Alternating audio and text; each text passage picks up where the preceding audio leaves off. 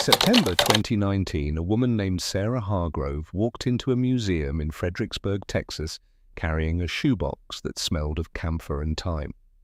She was 54 years old, a high school history teacher from Marietta, Ohio, with graying auburn hair pulled back in a loose bun and hands that still bore the faint chalk dust of 30 years spent at blackboards. She had driven 14 hours across 3 states to stand in this particular room in front of this particular display case because of a single entry in her grandmother's journal, a journal she had found 3 weeks earlier while cleaning out the family farmhouse after her grandmother Evelyn's death at the age of 96. The entry was dated March 1945, written in the neat, economical script of a woman trained to document medical observations with precision and care. It read, "Taught a girl named Michiko the word brave today. She taught me yushi yasashi. The translator said it means gentle, but I think it means something bigger than that. I think it means the kind of strength that does not need to prove itself, the kind that endures." Sarah had read that entry 7 times before she understood what it was asking her to do. Her grandmother Evelyn had been a military nurse in the Pacific Theater during World War II, a fact the family knew in the abstract way families know things that are never discussed. Evelyn had come home from the war in October 1945, married a carpenter named Robert Hargrove, 3 months later raised 4 children in a white farmhouse on County Road 39, and never once spoken aloud about what she had seen or done between 1943 and 1945. The journal was the only evidence that those years had contained anything more than blank time. Sarah had found it in a cedar chest in the attic, wrapped in a quilted cloth alongside her grandmother's nursing uniform. The journal was a small leather-bound notebook, its pages yellowed and brittle at the edges, filled with entries that were mostly clinical patient temperatures, supply inventories, notes on wound care. But scattered throughout were other entries, brief and fragmentary, written in a different voice, not the voice of Lieutenant Evelyn Hargrove, Army Nurse Corps, but the voice of a 28-year-old woman trying to make sense of a world far stranger than her training had prepared her for. Now Sarah stood before the glass case, her breath fogging the surface slightly, staring at what her grandmother had left behind. The wrapper was small, fragile, the wax paper yellowed to the color of old bone. It had been flattened and preserved under archival glass, mounted on cream-colored linen. The brand name Modus was still visible in faded blue lettering across the top, but it was the handwriting that stopped Sarah's heart. 2 lines of text written in pencil, the graphite faded but still legible. The English word was in her grandmother's handwriting. Sarah knew it immediately, the same careful script from the journal, the same measured spacing. But beside it, in different ink, was a Japanese character brush-stroked with a delicacy that suggested a hand trained in calligraphy. Beneath the wrapper, mounted on a separate card, was a photograph. A young Japanese woman, perhaps 18 years old, wearing a military nurse's uniform that hung loose on a frame so thin it looked as though a strong wind might break her. Her face was sharp-featured, angular, the cheekbones pronounced in a way that spoke of chronic hunger. But it was her eyes that held Sarah's attention. They were dark, direct, unwavering, the eyes of someone who had looked at something terrible and decided not to look away. The placard beside the photograph read, "Michiko Nakamura, Japanese Imperial Army, Nurse Corps. Captured March 23, 1945, Okinawa, POW Camp Livingston, Louisiana, /Fort Sam, Houston, Texas. Repatriated October 1945. This wrapper was kept by Nakamura-san for 53 years. She donated it to this museum 3 months before her death in 1998, along with a written statement. "This paper weighs nothing, but it carried me across an ocean and 50 years of silence. It is proof that mercy happened, and if it happened once, it can happen again." Sarah pressed her hand against the glass. The coolness of it against her palm felt like touching the surface of time itself, smooth and transparent and utterly impenetrable. She did not yet know the full story. She did not yet know about the bacon, the storm, the words written in a notebook, or the letter that arrived from Texas 35 years after the war ended.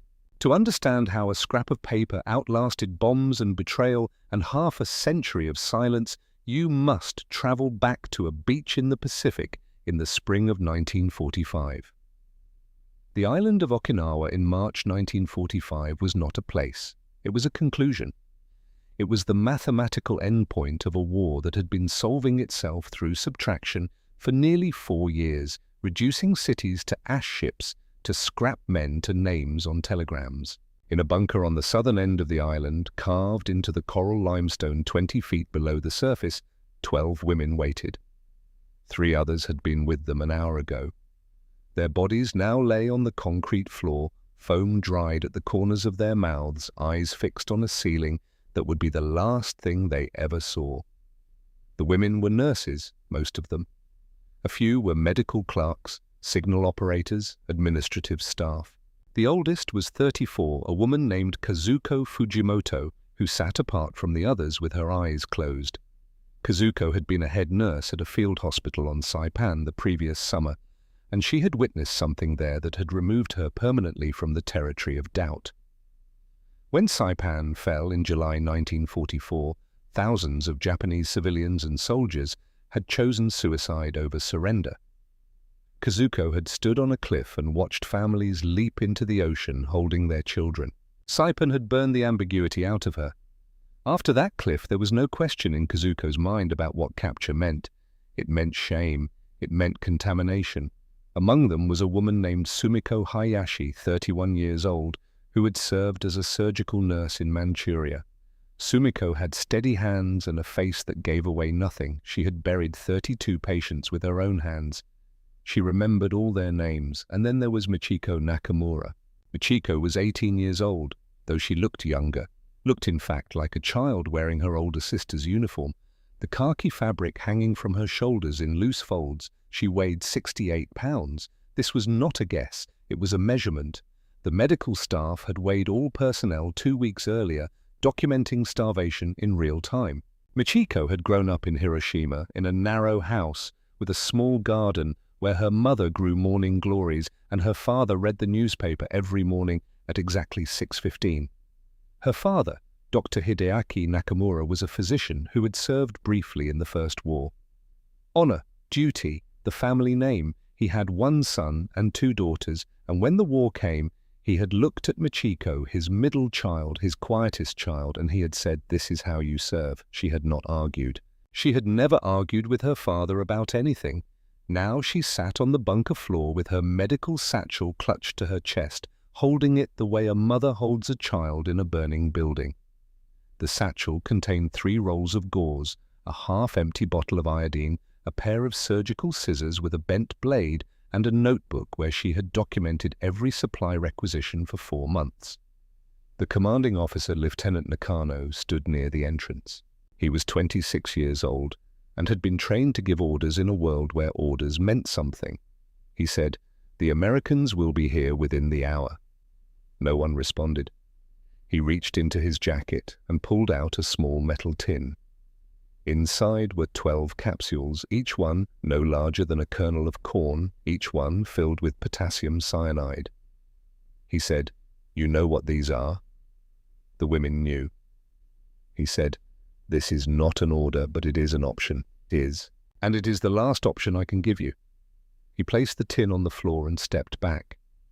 For a long moment, no one moved. Then 3 women stood. They walked to the tin, each took a capsule, and without hesitation, without ceremony, they swallowed. It was fast. One moment they were standing, and the next they were on the ground, convulsing foam appearing at the corners of their mouths. It took 90 seconds. Michiko counted. The remaining 12 women stared at the tin. Michiko felt her hand move toward the tin, not because she wanted to die, because she had been taught that this was what happened when capture became inevitable, that this was the correct response, the honorable response. Her fingers touched the edge of the tin and stopped. She did not know why. Her hand simply refused to move further. It sat there, trembling, hovering over the capsules, and would not close. Lieutenant Nakano said quietly, "Nakamura." She looked at him. He said, "It is your choice." And in that sentence, in the space between your and choice, Michiko heard something she had not heard in 4 months of military service: permission to decide for herself. She pulled her hand back. Kazuko Fujimoto opened her eyes. She looked at Michiko with an expression that was not quite contempt and not quite pity. Kazuko said, "You will wish you had taken it."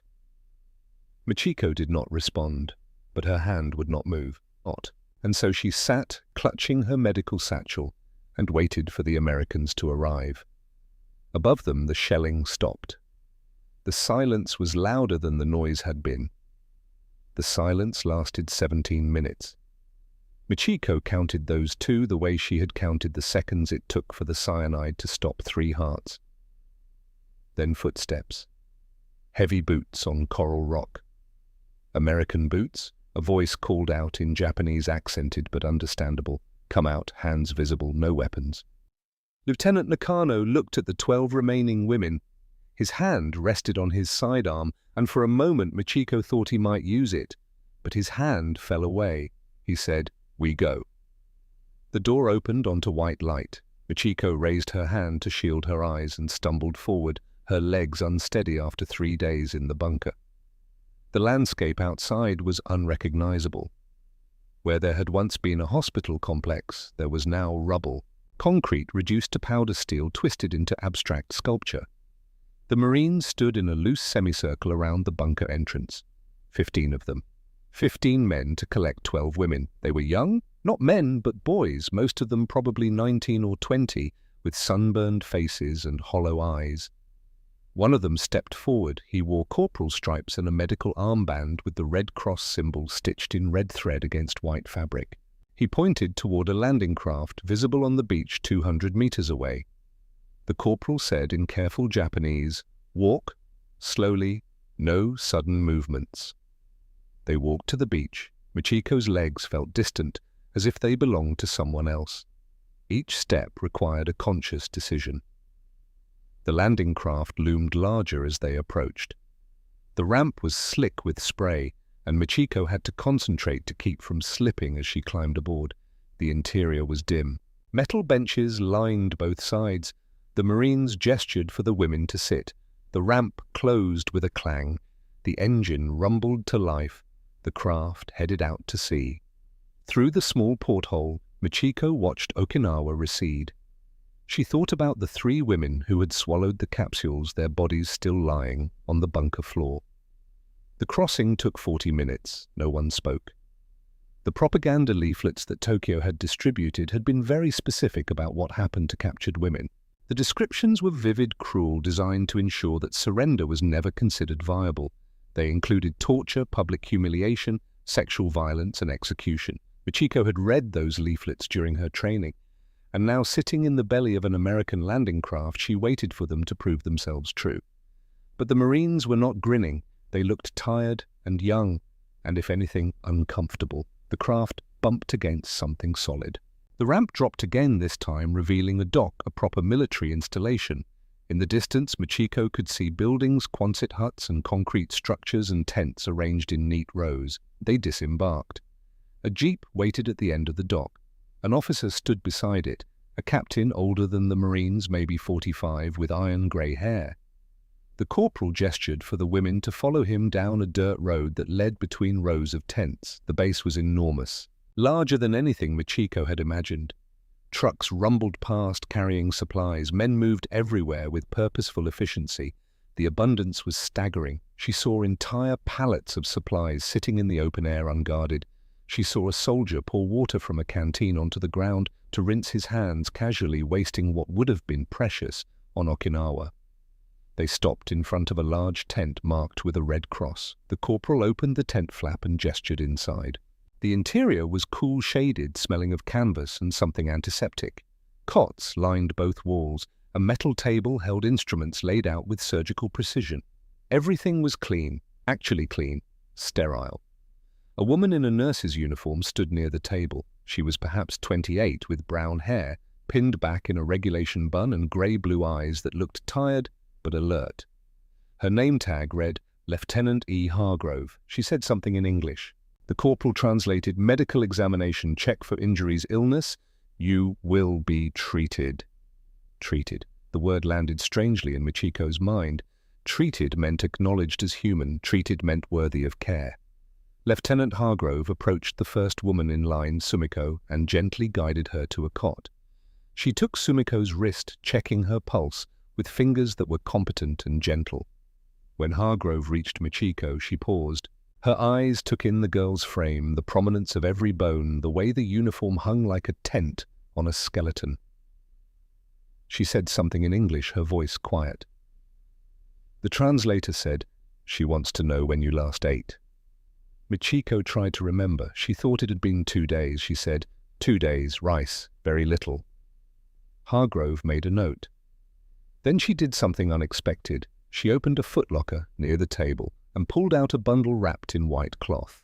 She walked to the center of the tent, knelt down on the floor and unwrapped it. Inside were small rectangular objects sealed in wax paper. White, uniform. Perhaps 20 of them arranged in neat rows. For a long moment, no one moved. Then one of the younger nurses gasped. Sanitary napkins, Modest brand. The wax paper wrappers bore the company logo in blue lettering. Hargrove said something else. The translator's voice was careful. "She says these are for you, for your use. They are yours." In 4 months of service with the Imperial Japanese Army, Michiko had never been issued sanitary supplies of any kind. Women dealt with menstruation privately with whatever materials they could find. Some used rags torn from old clothing, washed in cold water and reused until the fabric disintegrated. And yet here were 20 sanitary napkins placed on the floor by an American nurse who had then stepped back as if presenting a gift. Michiko looked at Hargrove's face. The American woman's cheeks were flushed pink. Hargrove would not quite meet their eyes. Slowly, one of the women stepped forward. She picked up one of the packages, turned it over in her hands. She peeled back the wax paper. Inside was a rectangle of white, absorbent material, soft and thick and clean. She held it up to her face and smelled it. It smelled of nothing. No blood, no sweat, just paper and cotton. The woman began to cry. Quiet tears that ran down her face and dripped onto the white material in her hands. Another woman stepped forward, then another.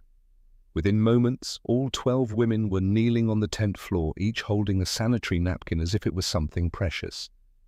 Michiko took one. Her hands were shaking. When she finally got it open, she sat there, holding it, staring at it, trying to understand what it meant. It meant that the enemy had thought about their menstrual cycles, had anticipated their needs, had allocated resources to ensure that 12 captured Japanese women would not have to bleed into rags. It meant that someone had decided their dignity mattered. Tokyo's teachings had not prepared her for this, had not included any provisions for what to do when the enemy treated you with mercy. Michiko pressed the napkin against her chest and closed her eyes. Something inside her, some structure that had been holding her upright for 4 months, some framework built from duty and obedience, began to crack. Not collapse, not yet, but crack. Outside the tent, the base continued its operations, but inside the medical tent, 12 Japanese women knelt on the floor holding rectangles of white paper, and the war for just a moment felt like something happening to someone else. The transfer to the continental United States came in stages. First to Camp Livingston in Louisiana for processing. Then on May the 1st, 12 women were selected for relocation to Fort Sam Houston in Texas. They arrived on a Tuesday afternoon when the temperature was 94 degrees. A truck drove them through the base to a cluster of tents surrounded by a fence.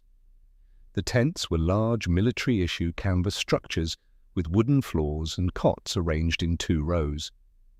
The medical tent was adjacent, and standing outside it, clipboard in hand, was Lieutenant Evelyn Hargrove. Michiko recognized her immediately. Hargrove looked at the 12 women climbing down from the truck, and her eyes found Michiko's, and something passed between them. Recognition, acknowledgement. Dinner arrived at 6 p.m. through a serving window cut into the canvas wall. Michiko received her tray and carried it to her cot. She sat down and looked at what she had been given. The tray was divided into sections. In the largest section, 5 strips of meat, dark brown at the edges, glistening with fat. The smell reached her before understanding salt and smoke and something rich and fundamental. Bacon. She had never eaten bacon before. It did not exist in Japan in any form she had encountered. This was something specifically American. Next to the bacon, 2 eggs fried, the yolks intact and golden. A slice of bread, white and soft, spread with butter. In the smallest section, 3 slices of canned peaches swimming in sweet syrup. And beside the tray, a tin cup filled with coffee so black it looked like it could stain metal. Michiko stared at the tray for a long time. This was not sustenance, this was excess. This was flavor for its own sake. She picked up 1 strip of bacon with her fingers. It was still warm. She held it close to her face and breathed in. The smell was overwhelming. She could identify individual components: salt first, sharp, and mineral. Then smoke, not the acrid smoke of burning wood, but something sweeter, more deliberate. Beneath that, the rich smell of pork fat, caramelizing. She put the bacon in her mouth. The first thing she tasted was salt. It hit her tongue, immediately flooding her mouth with moisture. Then came the fat. The bacon fat did not sit on her tongue. It melted. It transformed from solid to liquid, spreading across her palate in a wave of richness unlike anything she had ever experienced. Behind the salt and the fat was something else, a subtle sweetness. And woven through everything was the smoke. She chewed slowly. The texture changed as she chewed, the crispy edges breaking down the fat, continuing to melt. It took perhaps 15 seconds to chew and swallow that first piece, 15 seconds during which nothing else existed. Not the tent, not the war, not her family starving in Hiroshima, just the overwhelming sensory experience of fat and salt and smoke. She reached for the second piece, third piece, fourth piece. She ate methodically, unable to stop. By the 5th piece she was crying, not from sadness, not from pain, from the sheer overwhelming weight of contradiction. She was crying because the bacon was delicious and her mother was eating tree bark. She was crying because she was gaining weight and her brother was losing it. She was crying because the enemy had given her something beautiful and Tokyo had told her the enemy was incapable of beauty, and one of those things was a lie. The bacon did not answer these questions. It only made them more urgent. She finished the 5th piece and looked at the rest of her tray. The eggs, the bread, the peaches, all of it waiting, all of it abundant. She ate everything. When she finished, she set the empty tray on the floor and sat very still. Her hands folded in her lap, her eyes closed. Her stomach hurt from an unfamiliar sensation, fullness. She thought about Tokyo's teachings, the absolute certainty that capture meant degradation and death. And she thought about Lieutenant Hargrove handing her a sanitary napkin with gentle hands.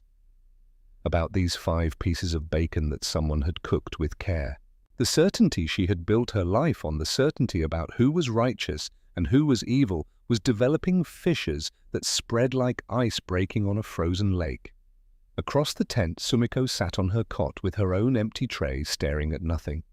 Her face was blank, but Michiko saw her hands trembling. In the corner, Kazuko Fujimoto had not touched her food. The tray sat on the floor beside her cot, the bacon congealing, the eggs going cold. She sat with her back against the tent pole and her eyes closed. Kazuko had made a different choice, had decided that accepting the enemy's generosity was a betrayal, and Michiko understood that in the days to come she would have to choose between Kazuko's purity and the complicated truth of bacon that tasted like freedom and felt like betrayal, and was somehow impossibly both. On May the 15th, a tornado warning came through the base loudspeakers. The sky turned the color of old bruises. Wind began to tear at the tents. Michiko stood at the tent flap, holding the canvas closed, when she saw a young soldier struggling with a crate of medical supplies. The wind caught him. He slipped in the mud. His head struck the corner of a metal storage container with a sound like a baseball bat hitting a melon. He went down. Blood began to pool around his head, mixing with rainwater, turning pink, then red. The American medics were on the far side of the compound. No one else was near. Michiko did not think. She let go of the canvas and ran. The rain hit her like a wall. She reached the soldier in seconds and dropped to her knees beside him. Her fingers found his neck, pressing for a pulse. It was there, fast and thin. She tore a strip from the sleeve of her uniform and pressed it against the gash above his ear. The blood soaked through immediately. She tore another strip, pressed harder. She worked for 8 minutes. 8 minutes, kneeling in mud that reached her thighs, holding a stranger's head in her hands, talking to him in Japanese because she had no English words. She said, "Stay here. Do not go. I am holding you." The words meant nothing to him, but the tone traveled through the rain and the blood and reached wherever he was floating in the darkness. 30 meters away, Corporal Samuel Dutton stood braced against a support pole. He was 26 years old, from a ranch in Lampasas, Texas. His brother Clayton had died at Iwo Jima 3 months earlier. A Japanese soldier had killed him in a cave with a grenade. Samuel had spent the past 6 weeks guarding these prisoners with eyes made of granite and grief. He had not smiled once, had not spoken to them beyond the necessary orders, and now he watched one of them, this girl, this enemy, this representative of the nation that had killed his brother, kneel in the mud and fight to save an American life with her bare hands. His rifle hung at his side, useless. His mouth opened and no words came. Something inside his chest moved. The stone that he had carried for 3 months shifted, not dislodged, not removed, but tilted. The weight now pressed differently against his ribs. When the medics arrived and took over, Michiko stood slowly. Her uniform was soaked, stained red and brown. Her hands were shaking. She looked across the compound through the rain and her eyes found Samuel's. For one long second, they stood 30 meters apart in a storm. Something passed between them that neither could name, not forgiveness, not understanding, recognition. The recognition that the person standing across the rain was real, was human, was capable of choices that defied every story they had been told about each other. Then Michiko turned and walked back to the tent. That night, Lieutenant Hargrove found Michiko sitting alone on her cot, still in her wet uniform, staring at her hands. Evelyn sat beside her without speaking. After a long silence, she pulled something from her pocket, a wrapper from a pack of sanitary napkins, flattened and clean. On it, in pencil, Evelyn wrote. Brave Michiko took the wrapper and traced the letters with a trembling finger. Then Evelyn wrote a second word beneath it, freedom. And beside it, she drew the Japanese character Michiko, whispered the word GU. Evelyn nodded and smiled. Michiko pressed the wrapper against her chest. For the first time since her capture, she was not afraid of tomorrow. On August 6th, the news came through the base loudspeakers. The words were in English, but Michiko understood the one that mattered, Hiroshima. She stood very still, listening to sounds she could not translate, understanding everything. 70,000 dead, they said. Maybe more. The entire city center vaporized. Her neighborhood, her street. The narrow house with the small garden where her mother grew morning glories. Sumiko found her an hour later sitting on the ground behind the tent, staring at nothing. Michiko's face was dry, no tears, just a blankness that was worse than crying. That evening, Sergeant Roy Beaumont, the camp cook from Natchitoches, Louisiana, distributed Hershey's chocolate bars to the entire camp. It was something he did sometimes when supplies came in, when he felt generous. He had a daughter back home who loved chocolate more than anything on earth. Michiko held the chocolate bar in her hands. 43 grams, brown wrapper with the Hershey's logo. She peeled it open slowly. The chocolate was soft in the Texas heat. It melted on her tongue immediately, sweet, overwhelmingly sweet, the taste of milk and cocoa and vanilla. And then the guilt arrived like a tidal wave. Hiroshima had been bombed yesterday. 70,000 people, her mother, possibly her brother Kenji, 12 years old, and she was eating chocolate. But Michiko did not throw the chocolate away. She ate it, all of it, slowly, deliberately, because she understood something that the bacon had begun to teach her: survival was not betrayal. Living was not dishonoring the dead. Living was carrying their memory forward. Living was the responsibility to tell the truth that the enemy gave her chocolate one day after killing 70,000 of her people. And both things were real. Both things mattered. 3 days later, Kazuko Fujimoto gathered 7 women in the corner of the tent. Michiko was not invited, but she could hear every word. Kazuko said, "Japan will surrender within days. When they do, we become traitors.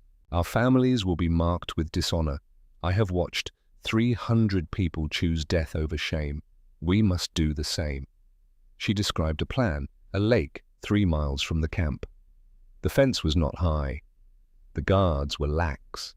At 2 a.m. they could walk away, walk into the water, together, quickly. Michiko listened from her cot, her heart pounding.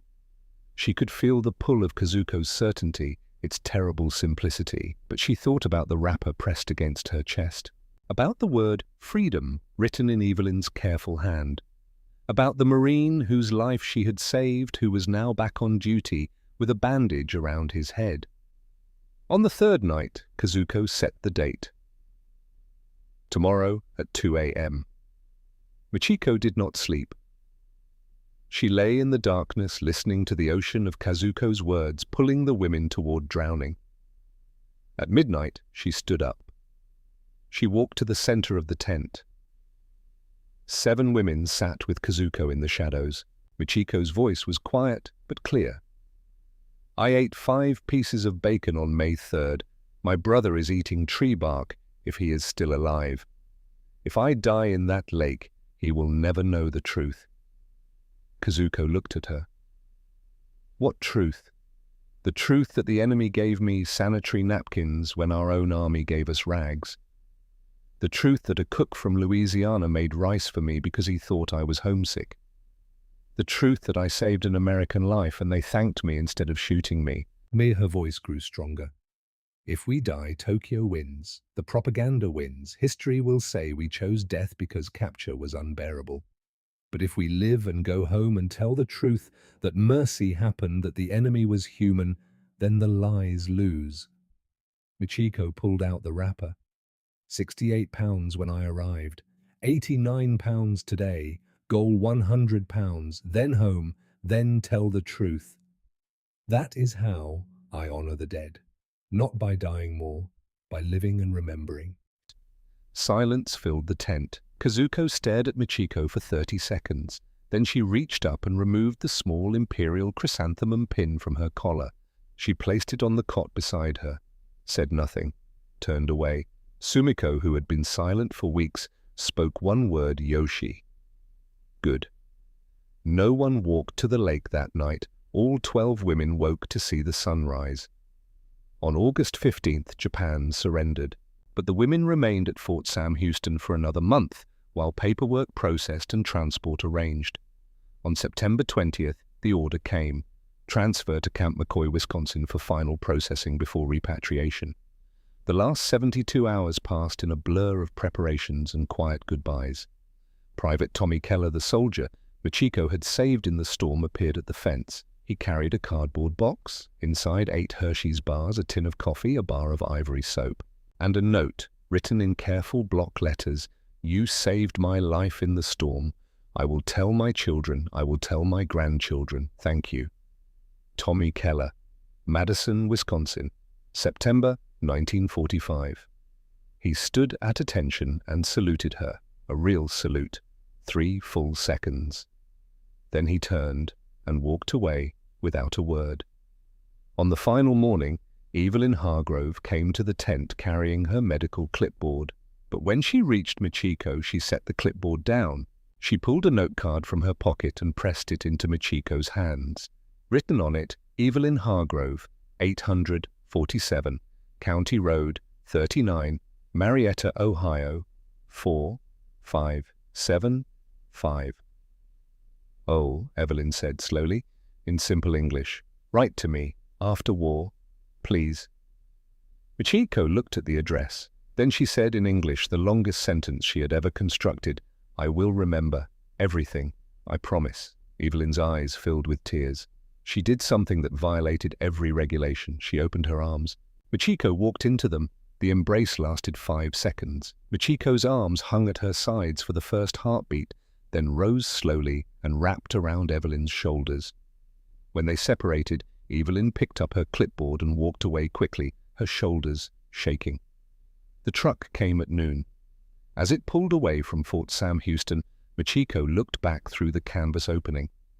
She saw Evelyn standing beside the medical tent, one hand raised, and she saw Samuel Dutton standing at the edge of the road. As the truck passed, he raised his right hand in a slow, deliberate salute, not casual, a true salute, the kind one soldier gives another. Michiko raised her hand in return. The truck moved forward. Samuel's figure shrank until he was a silhouette, then a memory. October 1945. Hiroshima. Michiko stepped off the train into a city that no longer existed. Where buildings had stood, there was ash. Where streets had run, there were paths through rubble. The house with the small garden was gone. Only the foundation stones remained. A neighbor told her mother died August 6th. Instantly. Brother Kenji survived. Living with an aunt in Osaka, Michiko traveled to Osaka, found her father, staying with relatives. Dr. Hideaki Nakamura opened the door, looked at his daughter. His face showed nothing. He said, "Better you had died on Okinawa." Then he explained she was a POW. She had eaten the enemy's food. She had lived while her mother died. The family name was stained. He closed the door. Michiko slept outside his building for 2 nights. On the 3rd night, she opened the small wooden box she had made from pallet wood at Fort Sam Houston. Inside were 3 pieces of paper. 1. The Modes wrapper, 68 to 89 pounds.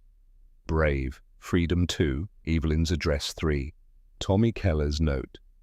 She read the word freedom by moonlight, made a decision. She found work as a nurse at a clinic in Osaka, found a small room, brought her brother Kenji to live with her when their father said he could no longer bear to look at the boy. And she began to write letters. From 1946 to 1998, Michiko Nakamura wrote to Evelyn Hargrove every month. 53 years, 636 letters. Evelyn replied to every single one. The letters were simple at first, descriptions of daily life. Progress reports on Kenji, who graduated university, who became an engineer, who married, who had children. Questions about Ohio winters, recipes exchanged, but woven through the ordinary were other things, acknowledgements, confessions, gratitude. In 1980, a letter arrived from Texas, not from Evelyn, from someone named Samuel Dutton. Michiko opened it with shaking hands. Dear Mrs. Nakamura Tanaka, my name is Samuel Dutton. I was a guard at Fort Sam Houston in 1945. My brother Clayton died at Iwo Jima. I watched you run into that storm to save Private Keller. I have thought about that moment every single day for 35 years. I do not know why you did it. You owed us nothing. But you ran into the rain anyway. My daughter asked me what the war taught me. I could not answer for 35 years. Now I know it taught me that a girl from Hiroshima had more courage in one storm than I had in 4 years of service. It taught me that mercy is stronger than revenge. It taught me that the enemy is a word, but you are a person. I am writing because my wife says, silence is a wound that never heals. So here is my truth. You changed me. Thank you, and I am sorry it took 35 years to say it. Respectfully, Samuel Dutton Lampasas. Texas. Michiko read the letter 3 times. Then she placed it in the wooden box with the other papers and cried for the first time in 35 years, not from pain, from closure. In March 1998, Michiko Nakamura died peacefully in her sleep. She was 71 years old. Beside her bed was the wooden box, open the 4 pieces of paper, arranged carefully inside. Her brother Kenji found them, read them, understood. 3 months later, he donated the box to the National Museum of the Pacific War in Fredericksburg, Texas. Along with it, he sent a letter. My sister never returned to Hiroshima after our father rejected her, but she returned to us every day through letters. 500 letters to our family over 52 years. Before she died, she told me, Give the box to a museum in Texas, not Japan, Texas, because that is where I learned what freedom tastes like. I asked, "What does freedom taste like?" She smiled and said, "Bacon and chocolate and the kindness of strangers who had every reason to hate me but chose not to." That is my sister, that is her legacy. Please remember her not as a POW but as a bridge. Kenji Nakamura, Osaka, Japan, March 1998. Sarah Hargrove stood in the museum, hand pressed against the glass case, staring at the wrapper with her grandmother's handwriting. A museum attendant approached. "Are you all right?" Sarah turned. "That handwriting, that's my grandmother's, Evelyn Hargrove. She was a nurse in the Pacific." The attendant's eyes widened. "Come with me." In a back office, the attendant opened a filing cabinet, pulled out a folder marked Hargrove Nakamura Correspondence, inside 636 letters, 53 years of friendship preserved. The attendant said, "We've been hoping someone from the Hargrove family would find us. There's something you should know. Michiko's brother donated one more item last month, a letter written in 1998 that was never sent. He wanted us to give it to any Hargrove family member who came looking." She handed Sarah an envelope. Inside, in careful English, Michiko had written, "Dear friend, if you are reading this, you are Evelyn's family. Please know your grandmother saved my life. Not on Okinawa, every day after. She taught me that mercy is real, that enemies are only enemies until someone chooses to see them as human. That freedom is not a place, but a choice we make every morning when we decide to live with truth instead of hate." I kept a piece of paper for 53 years. It weighed nothing, but it carried me across an ocean and through a lifetime. Tell your children compassion is stronger than borders. Mercy outlasts war.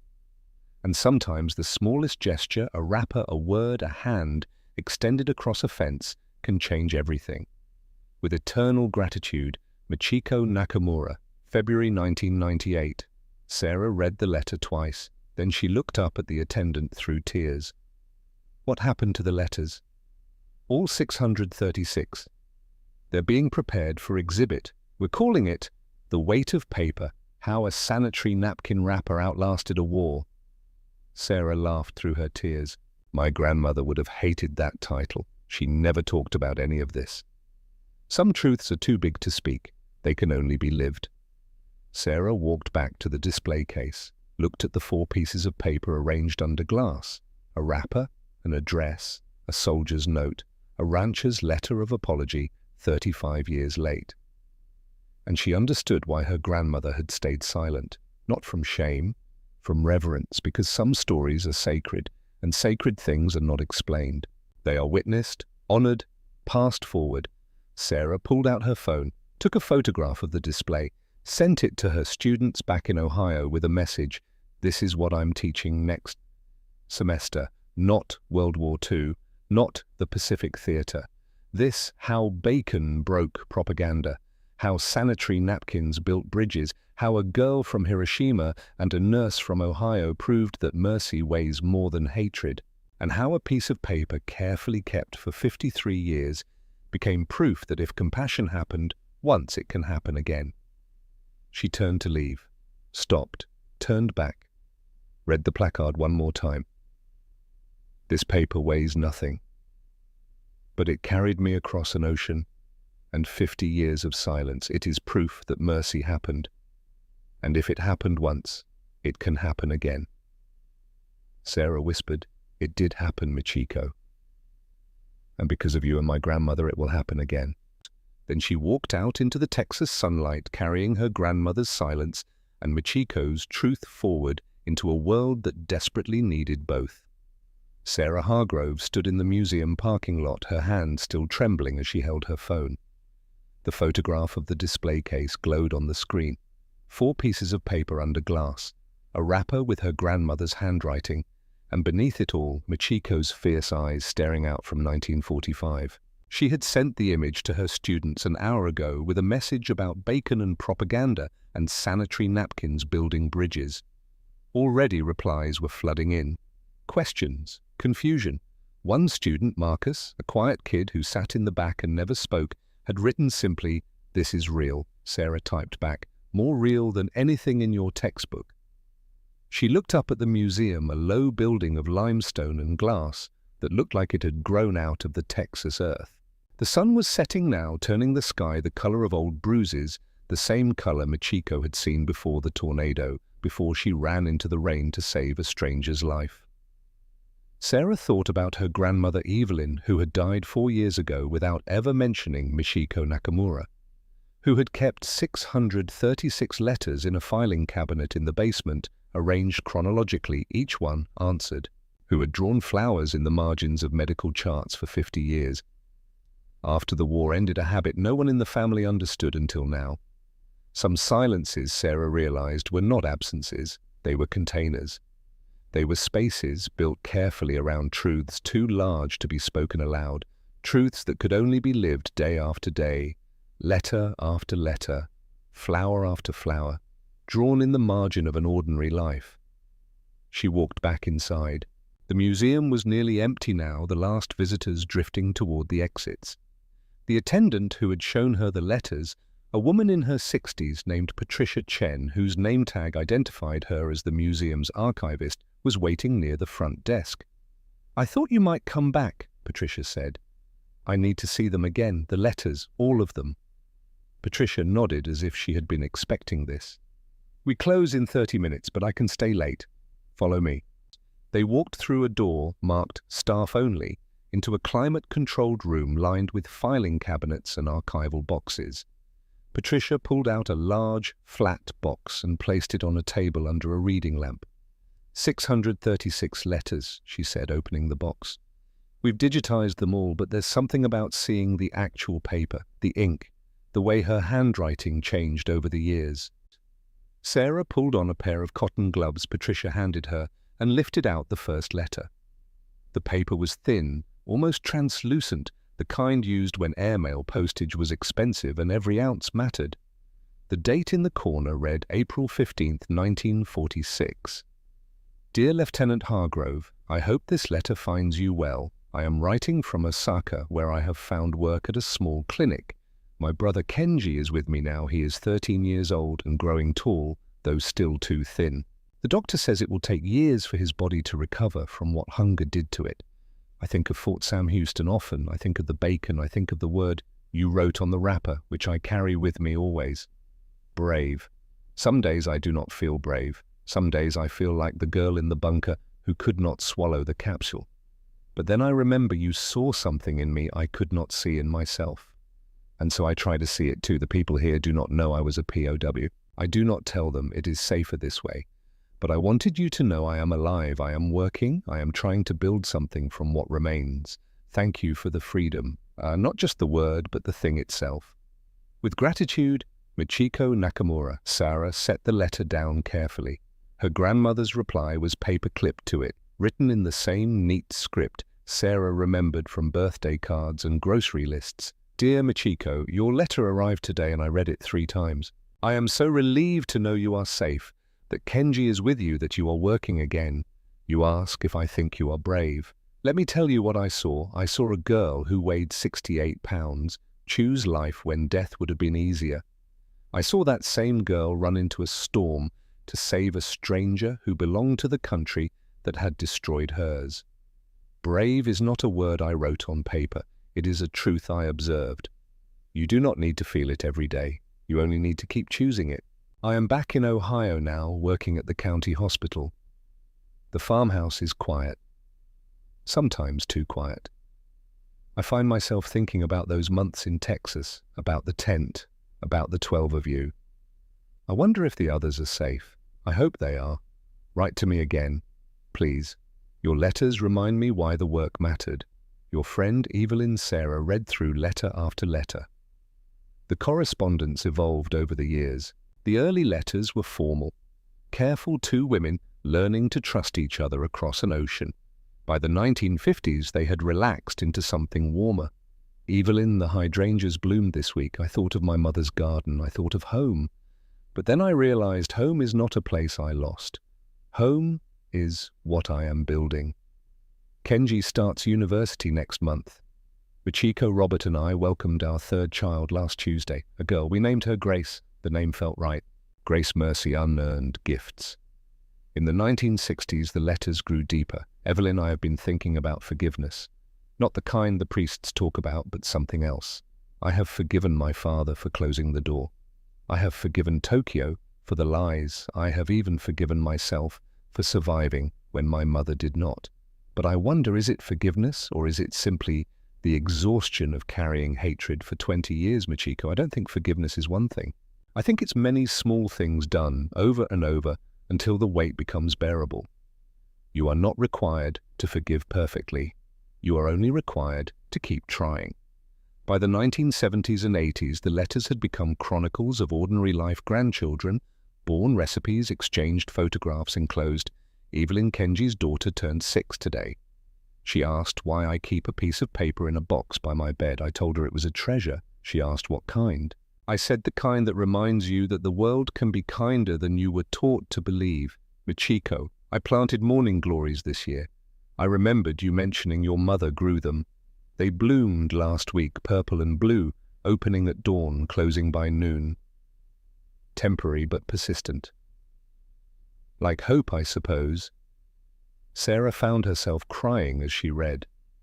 Not from sadness, but from the weight of accumulated tenderness. 53 years of 2 women choosing again and again to reach across the ocean that had tried to divide them, choosing to write, to reply, to bear witness to each other's ordinary, extraordinary lives. Near the bottom of the box, Sarah found a letter that was different from the others. The paper was newer, crisper. The date was March 1998, the month Michiko died. Dear Evelyn, the doctors say I have weeks, perhaps days. I am writing this at night when Kenji thinks I am sleeping. There are things I need to say while I still have the strength. I have lived 71 years, 53 of them with your friendship. That is more than most people receive in a lifetime. You taught me that mercy is not weakness, that enemies can become sisters, that a scrap of paper with 2 words written in pencil can carry a person across decades of doubt. I am not afraid of dying. I am only sorry I will not be able to write to you next month and the month after that. Who will you tell about your garden? Who will I tell about Kenji's grandchildren? But perhaps this is how it should be. All correspondence ends eventually. What matters is what was written while there was still time. Thank you for seeing me when I could not see myself. Thank you for teaching me the word brave and then showing me what it meant to live it. I hope when you receive this letter, you will remember me, not as I was in the bunker, starving, terrified, certain of nothing, but as I became, because you believed I could become it free. Your friend always. Michiko. Clipped to this letter was Evelyn's reply, but unlike all the others, this envelope was unopened. The address was crossed out. A stamp on the front read, "Return to sender, addressee deceased." Sarah's hands shook as she held it. Her grandmother had written this letter, knowing Michiko would never read it, had written it anyway. She looked at Patricia. "May I?" Patricia nodded. Sarah carefully opened the envelope that had waited 21 years to be read. Inside, in her grandmother's handwriting, shakier now, the letters larger, the hand of a woman in her 80s, "Dear Michiko, your letter arrived yesterday. I have read it so many times the paper is beginning to wear thin at the creases. You worry about what will happen when the letters stop. Let me tell you what I know. Some conversations do not end when the talking stops. They continue in the way we live, in the choices we make, in the small mercies we extend to strangers who need them. You asked me once in 1952 if I thought the war had meaning. I said I didn't know. I know now. The war meant nothing. The war was chaos and cruelty and waste. But what we did inside that chaos, the sanitary napkins, the bacon, the words written on a wrapper, the 53 years of letters that meant everything. You are not dying, Michiko. You are being planted. And what grows from you will be more than either of us can imagine. I will miss you. I will miss your letters. I will miss knowing that somewhere in Osaka, A woman is reading about my hydrangeas and remembering her mother's garden. But I will not miss you the way one misses something lost. I will miss you the way one misses summer, with certainty that it happened, with gratitude for what it gave, with hope that somewhere for someone it is still blooming. Thank you for running into the rain. Thank you for teaching me, Yasashi, that gentle strength that endures. Thank you for 53 years of choosing life, choosing truth, choosing the hard work of building bridges when burning them would have been easier. You will always be my brave girl. My Evelyn. Sarah set the letter down and wept. Patricia placed a hand on her shoulder and said nothing, which was exactly right. After a long time, Sarah asked, "Why didn't you tell me about this when I first came in?" "Because some things can't be told, they have to be discovered. If I had just handed you the letters and said, 'Your grandmother saved a Japanese POW,' would you have understood what that meant? Or would it have been another war story, another piece of history, another thing that happened to other people in another time?" Sarah nodded. She understood now. The museum was not a repository of artifacts. It was a place where the past reached forward to touch people who were willing to be touched by it. "What happens now?" Sarah asked. "With the letters, with the exhibit?" Patricia smiled. "That depends on you." "On me? You're a teacher. You have students. You have a voice. The question is, what will you do with this story?" Sarah thought about Marcus, the quiet kid in the back row, about the 47 other students in her American history class who had spent the semester memorizing dates and battles and the names of generals, students who thought history was something dead people did in the past. She thought about Michiko at 18, weighing 68 pounds, choosing not to swallow the capsule. She thought about Evelyn at 28, kneeling on a tent floor with a bundle of sanitary napkins, choosing mercy when hatred would have been easier. She thought about Samuel Dutton, standing in the rain watching the enemy save his friend and feeling certainty crack. She thought about 636 letters, about bacon and chocolate and a piece of paper carried for 53 years, and she made a decision. 3 weeks later, Sarah stood in front of her classroom. The desks had been pushed to the walls. 48 students sat in a circle on the floor. In the center of the circle, Sarah had placed 4 objects: a photograph of the Modes wrapper, a printed copy of Michiko's first letter, a printed copy of Evelyn's final letter, a chocolate bar. "We're not doing the test today," she said. The students looked at her with that particular teenage suspicion reserved for announcements that deviate from routine. "Instead, I'm going to tell you a story, and then you're going to tell me what it means." She began with Sarah Hargrove walking into a museum in Texas. She moved backward to Michiko in the bunker, to the bacon, to the storm, to the chocolate eaten one day after 70,000 people died. She read from the letters. She described the wrapper with 2 words written in pencil. When she finished, the classroom was silent. Then Marcus, the quiet kid who never spoke, raised his hand. "Yes, you said this is real. All of it. Every word." "So the enemy gave them sanitary pads?" "Yes." "And fed them bacon?" "Yes." "And when one of them saved an American soldier, they, thanked her?" "Yes." Marcus was quiet for a long time. Then he said, "That's not what we learned about World War II. No, Sarah agreed. It's not. What did we learn? A girl named Aisha spoke up. We learned about battles, about who won, about the atomic bomb. We learned the Japanese were fanatics, another student added, that they would rather die than surrender. 3 did, Sarah said quietly. 3 women swallowed cyanide in that bunker. But 12 didn't. 12 chose life. History remembers the dramatic deaths. But sometimes the braver choice is the quieter one. The choice to keep breathing when everything tells you to stop." Another hand, a boy named David. But why would the Americans be nice to them? They were the enemy. Sarah picked up the chocolate bar from the center of the circle. Who wants this? Every hand went up. She tossed it to Marcus. It's yours. Share it with whoever you want. Marcus looked at the chocolate, then at the class. Slowly, he broke it into pieces and began passing them around. Some people took large pieces. Some took small. Everyone got something. Sarah watched. Why did you share it? Marcus shrugged. Because you said to. But you could have kept it all. I gave it to you.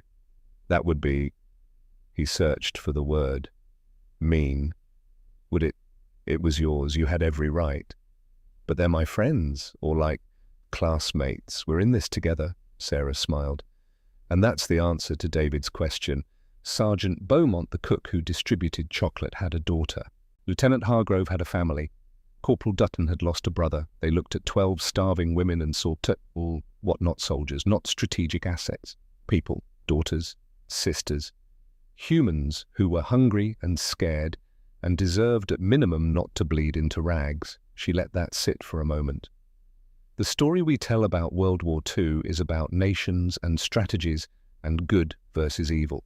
And those things matter, but there's another story underneath.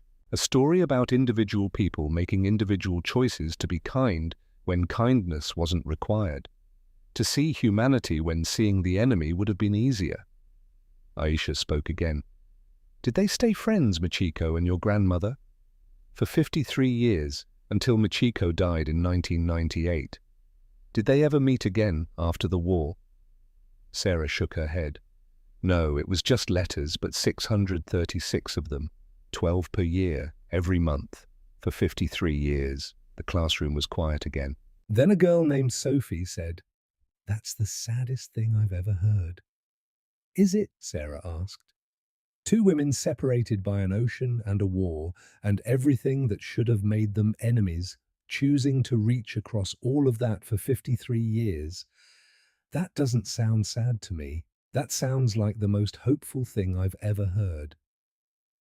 Sophie thought about it. I guess, but they never got to hug again after that one time. No, but they had something maybe more important. They had witness. They had someone who knew them, really knew them across decades, someone who remembered, someone who cared. How many of us will have that? How many of us will write 636 letters to anyone? Marcus spoke again. What happened to the guard, the one whose brother died? Samuel Dutton. He wrote to Michiko in 1980, 35 years after the war. He said, watching her save that soldier's life changed him.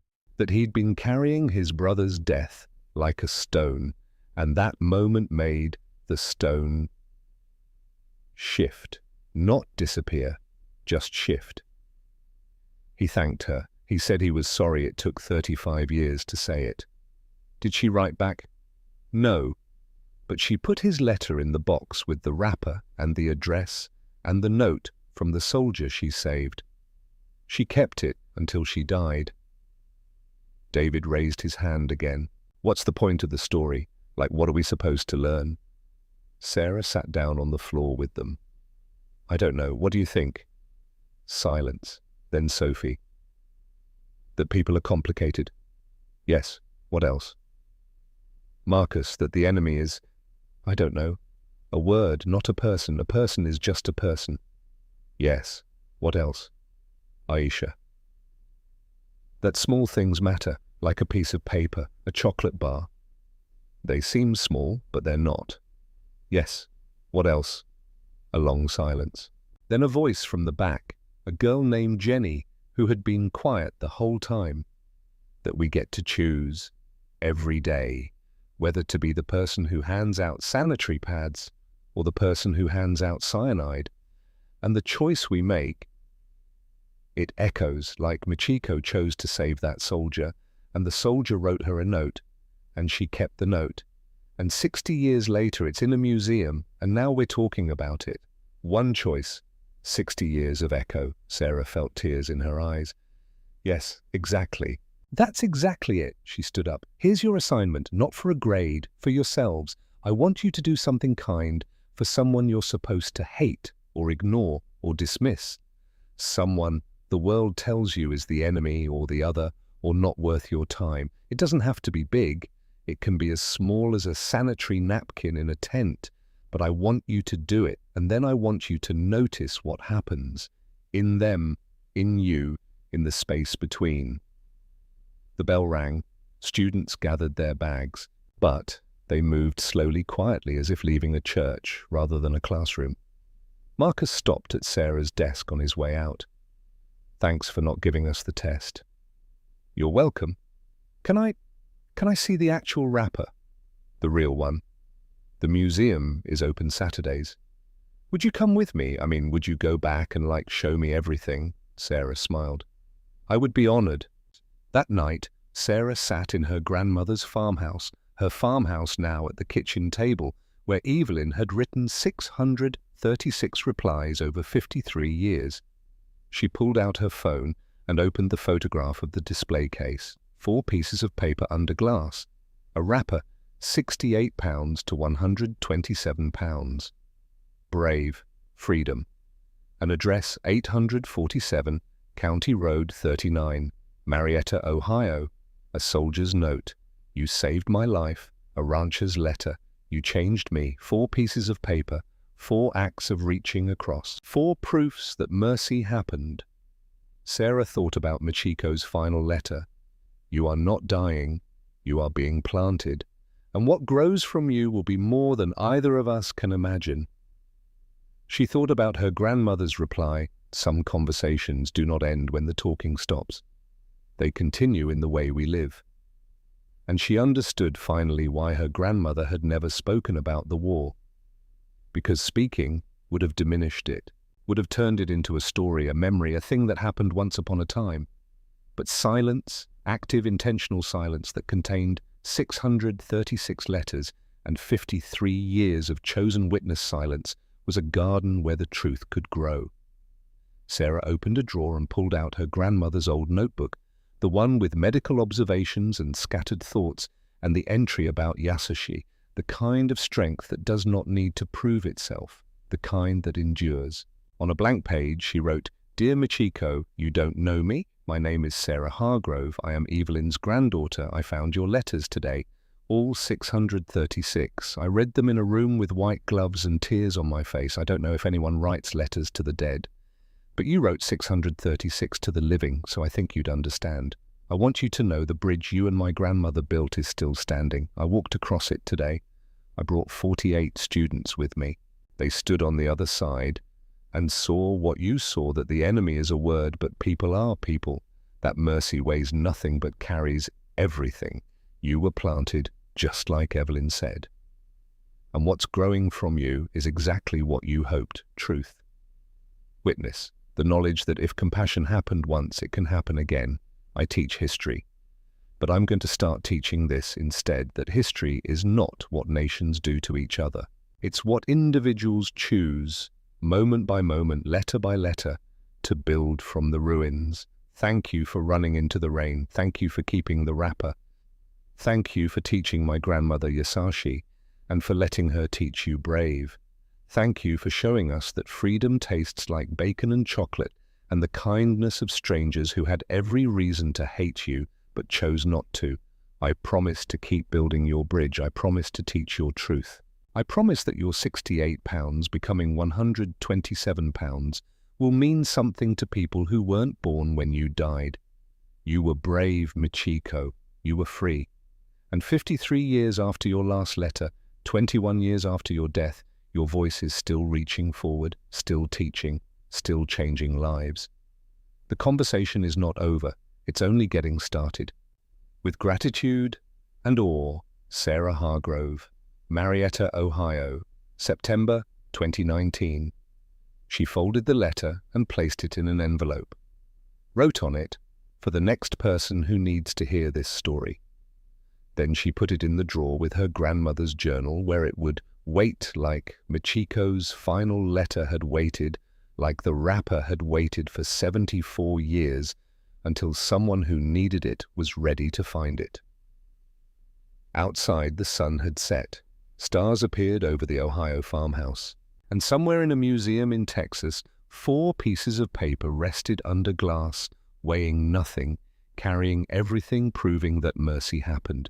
And if it happened once, it can happen again.